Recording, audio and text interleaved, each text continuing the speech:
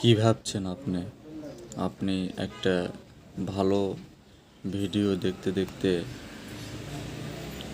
স্থিরভাবে দেখতে দেখতে আপনি খারাপ ভিডিওতে চলে যাবেন। তারপরে কমেন্টে লিখবেন খারাপ কিছু, তারপরে ঘুরে চলে আসবেন। এটা কিন্তু আপনারই ক্ষতি। আবার কিছু ভালো ভিডিও অল্প একটু দেখে টেনে নিয়ে চলে যাচ্ছেন। এটা আপনারই ক্ষতি। এটা আপনার মাইনাস হবে।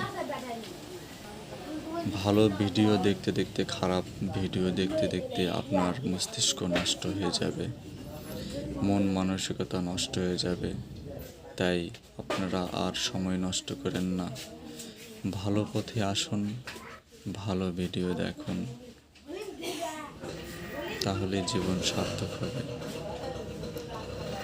আমরা শুধু খারাপ পথেই থাকি, ভালো পথে আসুন না সকল মিত্ররা।